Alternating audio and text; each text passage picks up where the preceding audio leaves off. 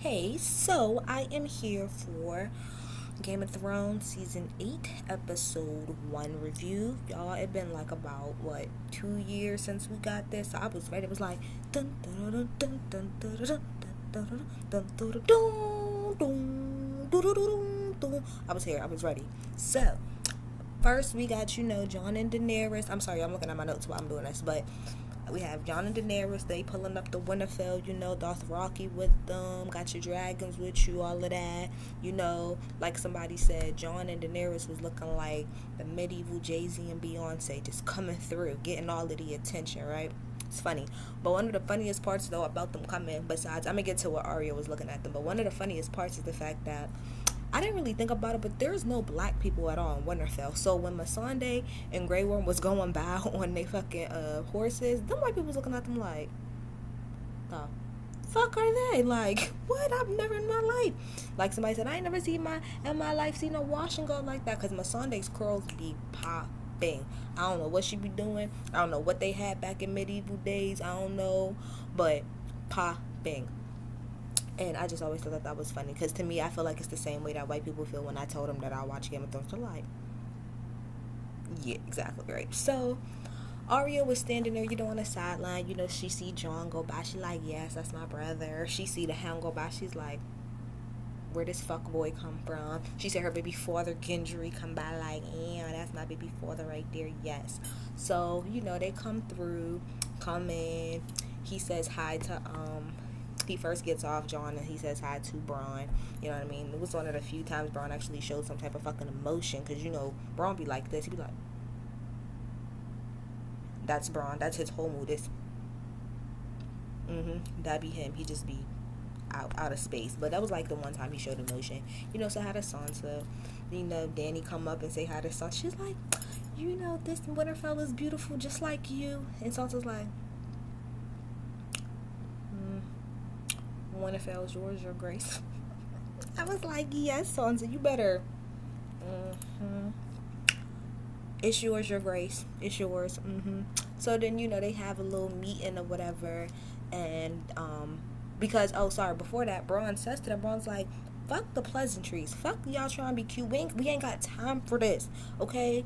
The Night King has your motherfucking dragon. They done busted through the fucking wall, and the dead is coming for our asses. So all of this kissing ass and talking, we ain't got time for this. Let's get through. So you got people getting dragon glass in there so that they can start to mine it and make weapons and stuff like that. So then they get into the hall, and it's Sansa, Jon, Tyrion, and Dany. And Sansa tells Lord Umber, which is the little itty bitty kid from last season who was up there with the Karstark girl, I believe. She told him, she was like, look, the dead is coming, so go get your people. He was like, well, we need more horse and men. She was like, all right, take what you need, but go ahead and get your people and then come back, because we're gonna take care of y'all. Okay, cool, boom. So then Little Bear, big homie Little Bear, she get up and she's like, Jon, when you left, you was the king in the north. The fuck is you now? Because I don't understand what's going on here. Like, what is this that I see in front of me? And Jon's whole thing throughout this whole episode, because I'm really not going to go through step by step, is just that y'all are all getting on my nerve. Because how many different ways can I explain and show y'all that it's not about the houses? It don't matter about your titles. It's about living, and it's about that we are all going to die if we do not come together. And I know he's so tired. He's like, I literally died because of this. I literally brought the violence here because of this. And some reason y'all still don't get it. That's, to me, the most confusing part about this whole thing, is that Jon went through everything he went through last season and the season before that, right, to prove to everybody that the reason why we're doing this is because there's a bigger picture. And for some reason, some way, y'all still got an attitude. Granted, y'all don't fuck with Dany. That's cool. Granted, y'all don't fuck with the Lannisters. That's cool. But y'all didn't fuck with the Wildlings too, and y'all all of a sudden was cool with that, with them coming, because y'all have a bigger fucking problem. And I wish everybody would just keep that in the forefront. And I know Jon's tired of it. I know he's tired of it, because as he keeps saying, y'all asked me to be the king. I did not ask to be the king. Y'all told me to be king. So listen to what the fuck I gotta say. So, he had a little attitude. They's pissed off about that. So then, after that, he ends up meeting with Arya finally. That's his favorite sister and whatnot. So they was just talking and stuff, and Arya was pretty much just telling him, don't get mad at Sansa, she's just trying to protect the family, feel me? So that was cute. Then you got Euron on the boat with the Golden Company, and he go because remember he kidnapped Yara last season, so he down there, he talking shit to Yara, blah, blah, blah, blah, blah, blah. So they finally get to King's Landing, and Euron and the Golden Company, they talking to Cersei, and talking about what they have. They don't got the elephants, whatever. What the fuck was elephants gonna do? That's what me and my dude kept talking about. What were elephants gonna do?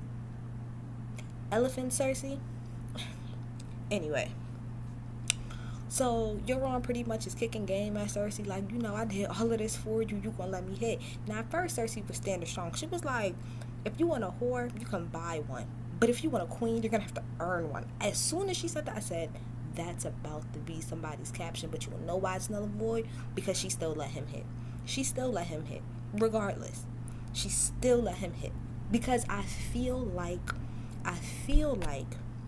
her and Jaime, they're not on the same page right now. And Euron did say, like, I'm going to put a prince in you. I'm going to put a baby. That's the whole point of him wanting to fuck her. But Cersei is already pregnant. Now, at first, I was thinking that Cersei was lying about being pregnant. I'm thinking that Cersei really is pregnant. And some point in time, she's going to say that that baby is her and Euron's versus saying that that's Jaime's baby. I really feel like that's what's going to happen. Sooner or not. I don't know how it's all going to play out. But at first, I didn't even think Cersei was pregnant. I'm like, that bitch is a liar. The thing about Cersei is, like, I can't stand her, but I respect her. Like, she makes such power boss ass moves that you just gotta respect her. The whole thing with the Sept, come on. I was like, oh, you trash ass bitch. But yes, that was such a power boss ass fucking move. That's why I fuck with Cersei. So, they have fucked or whatever and blah, blah, blah, blah, blah, blah. So, then, not really much more happened. A few things happened actually. Jon and Dany, they was able to get on the dragons and fly together. That was cute.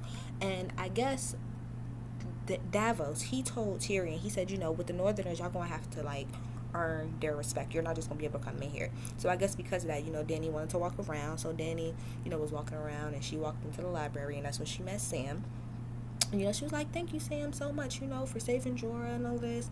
And he was like, oh, no problem. She was like, so what can I do for you? Like, what? I need to give you a gift. I need to do something. So he was like, well, you can pardon me. She said, pardon you on what? She was like, I took some books. She was like, okay, little boy, some books. All right, that's fine. And he was like, and I took a sword from, one of my house, from House Tarly. And she was like, Tarly? Like, oh, Randall Tarly. He said, yeah, you know him? This is Dany. No lie, this is Dany. Your father refused to bend the knee. Just like that. Just like that. And Sam was like, oh, okay, well, you want to know what? At least my brother. She said, don't get your hopes up too high, bitch. He stood with your father. And I feel like Dany didn't even have no real remorse. She was just kind of like, I gave him an option. Next, like, I gave him an option. He just took it.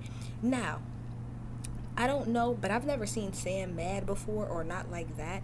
I feel like because of that situation or because of her doing that, that's going to come back to bite her in the ass in the sense of I feel like Sam is going to somehow either betray Jon or betray Dany. Like, some sense he's gonna betray, he's gonna turn his back some way somehow. He's gonna plot for real to get her up out of here.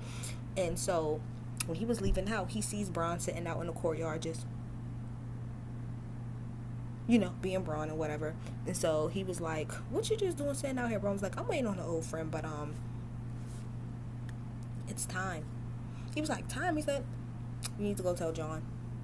You need to go tell him. So he goes down to the crypt or whatever, where Jon is with his father, and he pretty much asked him at first. He's like, well, did you know what Daenerys did? And he was like, no. He was like, well, she killed my people. Like, would you have done that? Like, you've let people go? He was like, look, I don't know what I would do because I ain't the fucking king. He said, bitch, yes, you are the king. I'm so tired of you and your whiny ass and your pouty ass fucking face and woe is me. I'm tired of this shit. You are the fucking king. Now what? And he said something that's really, really important. Daenerys wanted you to put your pride aside and everything like that and sacrifice, you know, your love for your people for the betterment. Would she do the same? Honestly, I don't believe that she fucking would at all.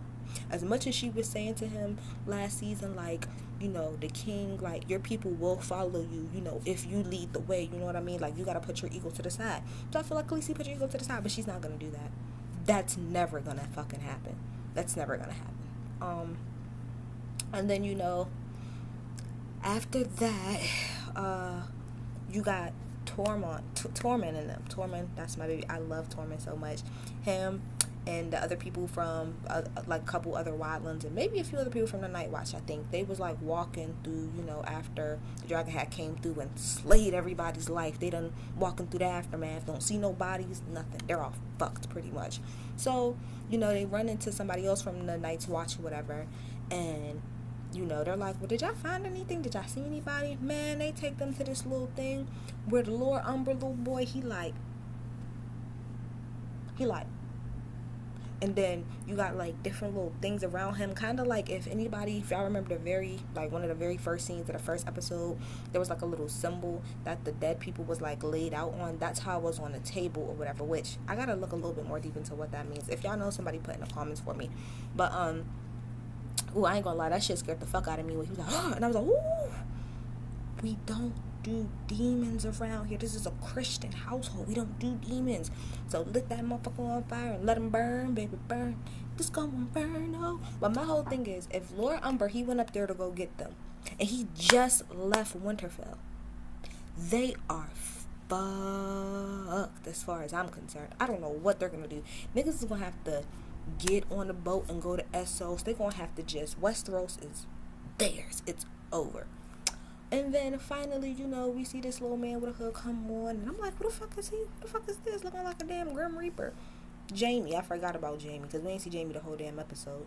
And, you know, he gets off like, oh, Winterfell. And he turned around, he see Bronn doing it. And he went, whoa. Y'all, listen. Next week, they gonna hold Jaime to fucking task. I feel like because Tyrion is there, Tyrion's not gonna really let them do that to his brother. He's just not going to. It's not gonna fucking happen. But I'm just here for it, y'all. I'm here for it. I'm really here for it. So can't wait for next week's episode, y'all. Please subscribe to my channel. I would really appreciate it. I do reviews on Chasing Atlanta.